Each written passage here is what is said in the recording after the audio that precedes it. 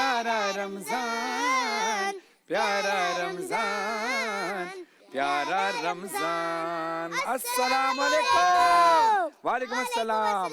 कैसे हैं आप सब लोग? अल्हम्दुलिल्लाह, आप कैसे हैं? मैं बिल्कुल ठीक हूँ नाज़रीन। यह प्यारा बचपन और छोटे छोटे बच्चे, प्यारे प्यारे बच्चे यहाँ बैठे हैं। कैसे हैं नाज़रीन? मैं बिल्कुल ठीक हूँ। आप कैसी हो? वालेकुम अस्सलाम। बिल्कुल ठीक, आप कैसे हैं? मैं बिल्कुल ठीक ठाक हूँ। आप आज फिर लाइव बॉय? बिल्कुल, यहाँ पे लाइव बॉय, क्योंकि हम हाथ धोएंगे ठीक। और हाथ धो के काम शुरुआत है। कोई भी काम करें हाथ धो के करें और हाथ धोएं लाइव बॉय से, क्योंकि live boy gives you 100% stronger jump protection. Yes, तो फिर शुरू करें आराम से। 3, 4, 5, 6, 7, 8, 9, 10।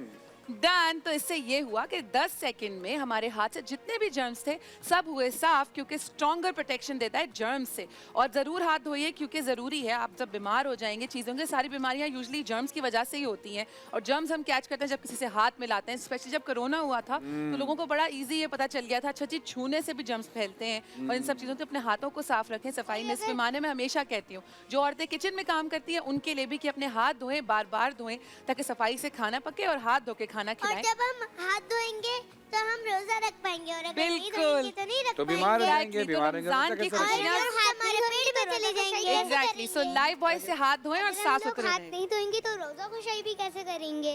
हाँ, दोनों में से कुछ भी नहीं होगा। तो रोजे रमजान के अगर एंजॉय करने हैं आपको तो अपने हाथ धोएं, साफ सुथरे रहिए। अच्छा जी, तो मेरे बच्चे सारे कैसे हैं आज? सारे बच्चे अल्हम्दुलिल्लाह ठीक है। बिल्कुल आप ठीक है, कैसे हम हैं? सब ठीक हैं। हम सब ठीक है, ये अच्छा लगा मुझे। अच्छा जी, तो आज हम कहानी कुछ सुनाएंगे। किसकी? आज आप कौन पूछेंगे। से हाँ, नबी बताइए कि की? कौन से नबी की कहानी? आज हम करेंगे हजरत मुसब बिन उमैर रज़ी अल्लाह अन्हा के बारे में। ओके। जी।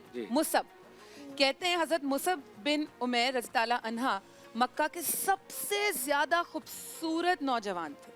वो इतने खूबसूरत थे कि वो अपनी खूबसूरती की वजह से भी बहुत ज़्यादा मशहूर थे।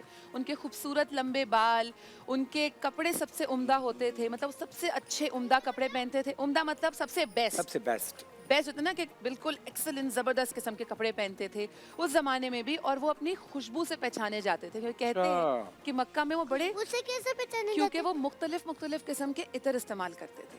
ओह। जिस खानदान से वो थे, उनकी वालदा बहुत अमीर थी, बहुत पैसे वाली थी, उनके वालिद भी। और उनका बहुत ज़्यादा ख्याल रखा जाता था। वो सबसे ज़्यादा लाडले थे और मशहूर भी वो इसलिए थे। छोटे थे क्या?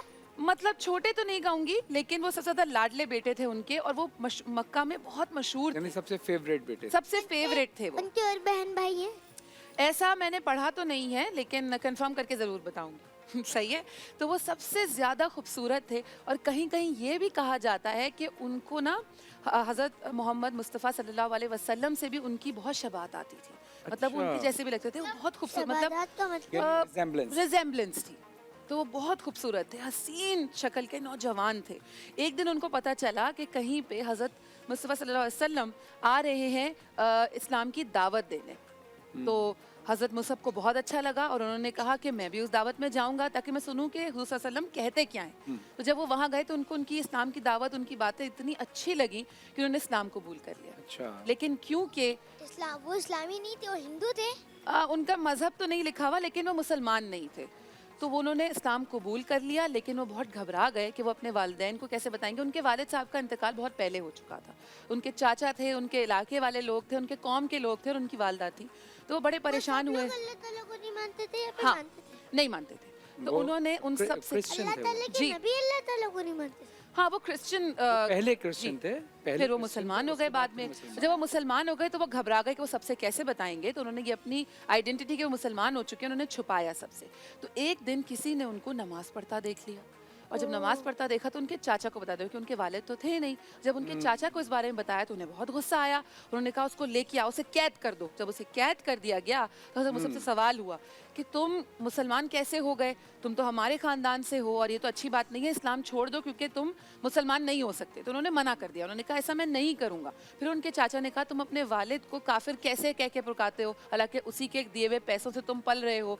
वही सारी ऐशो इशरत जो मिली हुई है, मतलब इतना अच्छा बड़ा घर, इतने अच्छे कपड़े, इतना अच्छा दिखना, इतने अच्छे इतर जो इस्तेमाल करते हो, वो सब उन्हीं के पैसों की वजह से। तो तुम सब इस्तेमाल करके इतने अकड़ते हो और उसके बावजूद भी तुम उनको काफिर कह रहे हो और तुम मुसलमान हो गए। तो तुम इस्लाम को छोड़ दो और वापस अपने मजहब की तरफ आ जाओ। पर उन्होंने क्या किया पता है?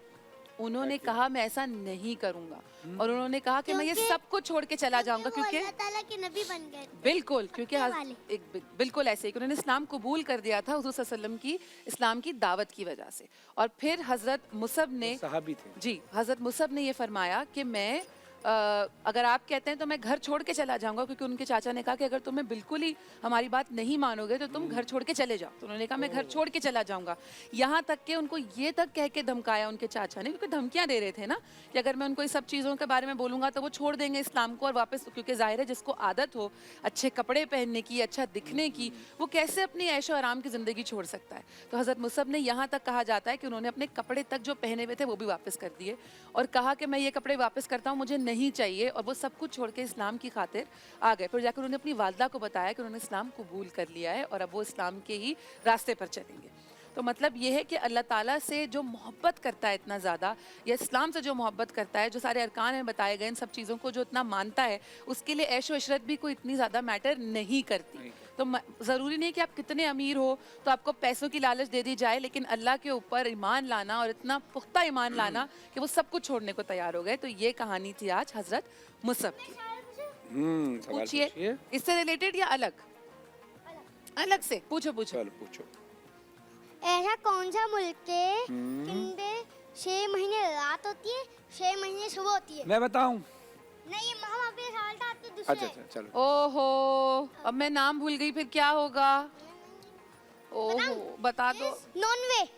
मेरी मिस ने क्या? बताया, मैं आपको क्या मिस क्या बोल एक रही मिनट, थी। क्या क्या है? नॉनवे। क्या क्या है? नॉनवे। नॉर्वे। नॉर्वे है वो। नॉर्वे। नॉर्वे नहीं है।